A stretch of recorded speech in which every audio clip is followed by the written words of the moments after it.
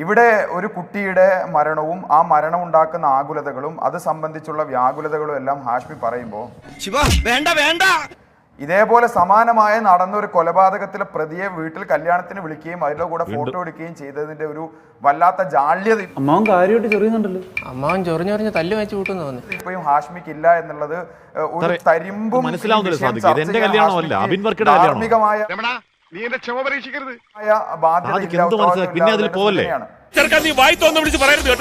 ഒളിഞ്ഞ വാദമല്ലേ പിന്നെ പിടിച്ചോണ്ട് പറഞ്ഞോ അത്.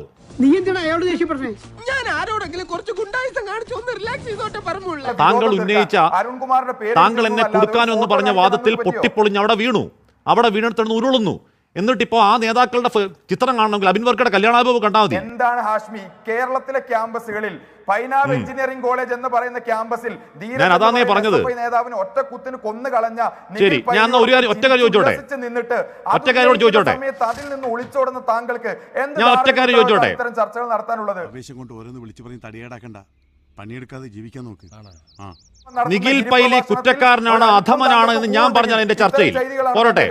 ഞാൻ ചോദിക്കട്ടെ, എന്നാൽ നിഖിൽ പൈലി കുറ്റക്കാരനല്ലെന്നും ആ കേസ് കെട്ടിച്ചമച്ചതാണെന്ന് പറയുന്ന യൂത്ത് കോൺഗ്രസിന്റെ സംസ്ഥാന അധ്യക്ഷൻ രാഹുൽ മാങ്കൂട്ടത്തിൽ, ആ രാഹുൽ മാങ്കൂട്ടത്തിനൊപ്പം ചിരിച്ചുല്ലസിച്ച് ഒരു നേതാവ് ഫോട്ടോ എടുത്ത ഫോട്ടോയെ തള്ളി പറയോ സാദിക്ക്? ഉത്തരം പറ. ആ ഫോട്ടോ ഹാഷ്മി കാണിച്ചാൽ ആ നിമിഷം തള്ളി പറയും. എ റഹീമാണ് രാഹുൽ മാങ്കൂട്ടത്തിനൊപ്പം ചിരിച്ചുല്ലസിച്ച ഫോട്ടോ തള്ളി പറയോ റഹീമിനെ?